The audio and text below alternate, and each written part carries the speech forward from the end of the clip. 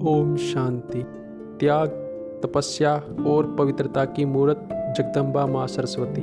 आज हम सुनेंगे कैसे मम्मा के सामने आई भयानक परिस्थिति भी नतमस्तक हो गई थी। बात है मम्मा के समय की। दिल्ली में एक व्यक्ति था जो पवित्रता के नाम पर अपनी पत्नी को तंग करता था।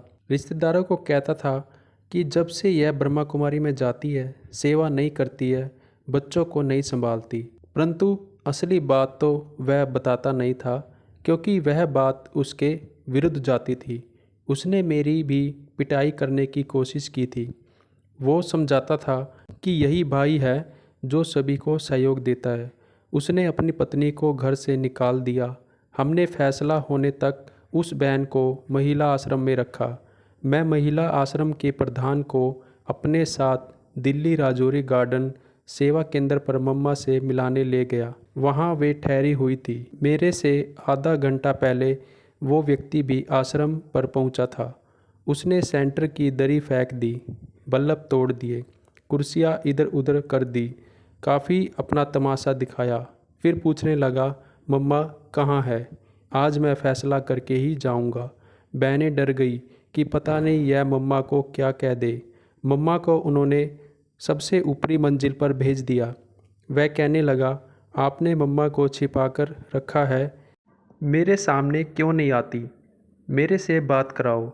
फिर अपने आप ही सारे मकान में घूमा, ऊपर नीचे, फिर सबसे ऊपर की मंजिल पर गया। वहाँ कमरे में एक चारपाई और एक कुर्सी थी। कुर्सी पर मम्मा बैठी थी। वह जब पहुँचा तो मम्मा कुर्सी से उठ गई और बोली, आओ बच्चे आओ। कैसे आए? बहुत प्यार से उसको कहा, आओ बच्चे।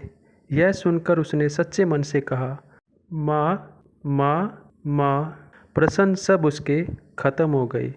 मम्मा ने फिर पूछा, बोलो कैसे आए? कहता है, कुछ नहीं। जो उसकी शिकायत थी, जो वह झगड़ा करने आया था, वे सब बातें एक तरफ रही। मम्मा से बहुत प्रभावित हुआ। मम्मा ने तो कोई बात भी नहीं की थी, केवल प्यार से उसे बुलाया था कि आओ बच्चे बैठो। उसने कहा, नहीं मम्मा, आप यहीं बैठो, मैं वहाँ बैठता हूँ।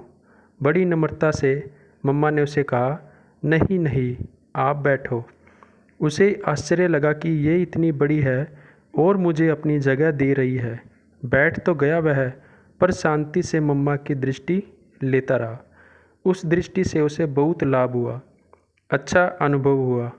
वापस लौटकर लोगों को बताने लगा कि मम्मा इनकी बहुत महान है। वह मम्मा का कायल हो गया।